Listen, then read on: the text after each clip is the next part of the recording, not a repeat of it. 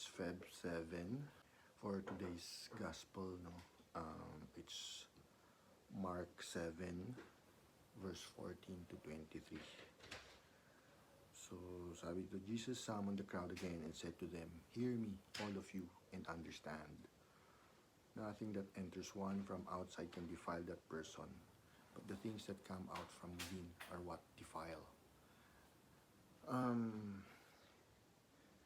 Maganda yung verse ngayon, dahil doon yung point na kapag-uusapan natin about how yung from yesterday's reading, yung sinasabi nga na yung kinakain, kine-question nila na minsan dirty yung kamay, pero kinakain natin. Hindi yun yung magdi-defy sa atin. Kasi hindi daw yun pumupunta sa puso, kung hindi sa tiyan natin. Ngayon, ang ibig sabihin dito, huwag tayong maging literal, no? Kasi ang sinasabi ng Diyos dito, when he got home away from the crowd, his disciples questioned him. So, kini-question nila siya regarding that. Sabi niya sa kanila, "Are you even likewise without understanding?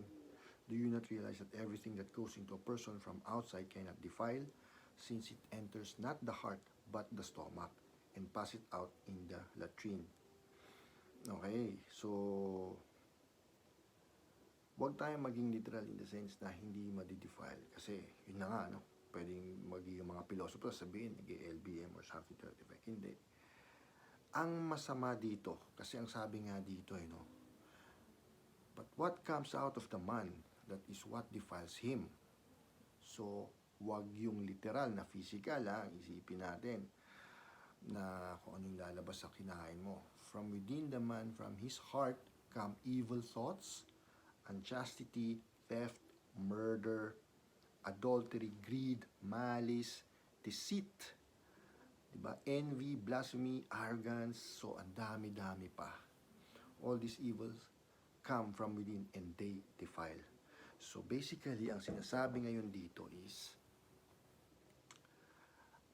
okay, simulan na natin so kung anong nasasabi natin. What defiles yung mga bagay-bagay is yung kung ano yung lumalabas sa atin galing sa puso. Like for example, or siguro sa thoughts natin, yun yung nakaka-defile ng mga bagay-bagay. For example, chismis. Okay, so today we've recorded about breakup, the OA couple kami. Ako O and A. We recorded this thing about breakup, and naging example namin doon is yung kay Bea and Dominic. Na something supposedly na between the two of them. But then again, nade-defile yung sitwasyon because of yung mga chismis dyan, o yung mga sabi-sabi, yung mga assumptions, everything. Kung ano man yung mga negative thoughts na lumalabas sa atin. So, mga ganung bagay. So, nata-timing lang na yung naging example namin doon is yung kung paano pag sinabi ng ganito or sinabi ng ganyan, nadadagdagan hanggang sa iba na yung magiging understanding, na-exaggerate. So, once na-exaggerate yan,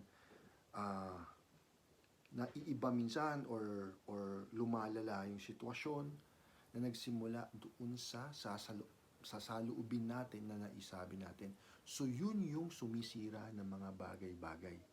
So, yung sinasabi nga dito sa Mark 7, verse 14 to 23, intindihin nating mabuti na pagdating sa mga ganyang bagay, madali tayong makasira kung ano yung masasabi natin. So sana dumating yung point na pag-isipan natin mabuti, or better yet, ipagdasal natin kung ano man yung masama. Kasi it's human nature na mararamdaman natin yun. Hindi mawawala sa atin yun. Yan nga, gaya na sabi dito ng examples, yung may envy. Minsan pag naiinggit tayo, kung ano-ano mga nasasabi natin laban dun sa kinaiinggitan natin. Or yung mga assumptions natin, yung mga plano or balak natin gawin. For example, I'm doing this now, the OA is doing this now, Kasi nga, kahit papaano, in our own little way and even limited knowledge, makapag-share kami ng something. One way to spread the word or keep our faith, yung mga ganong bagay. Pero hindi mo maiwasan na anong intention talaga namin, di ba?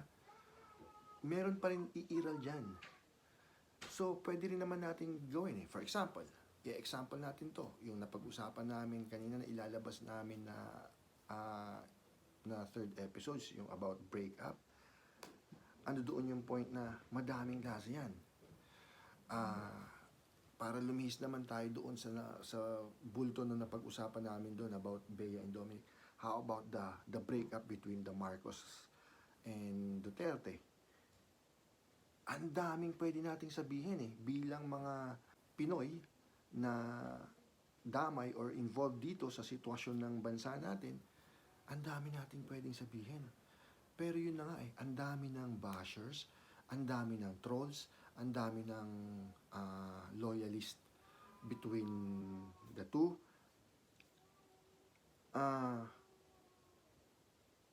Huwag na nating dagdagan.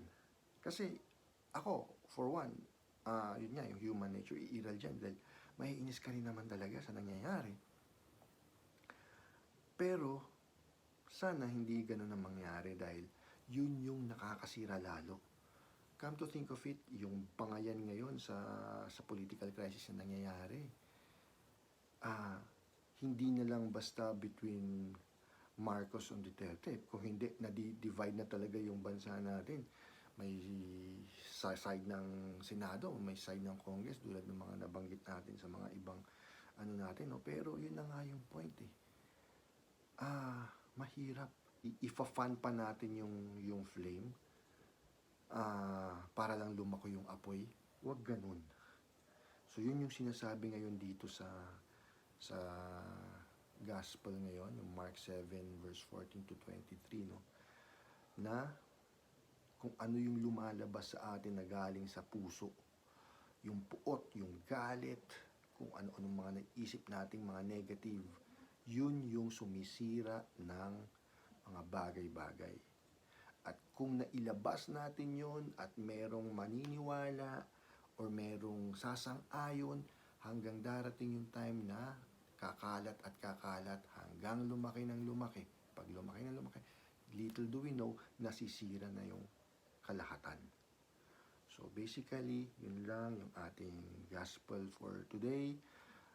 I hope meron tayong natutunan or something sana, meron tayong maiambag sa komunidad natin ng tama.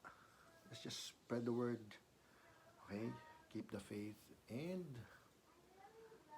don't be judgmental.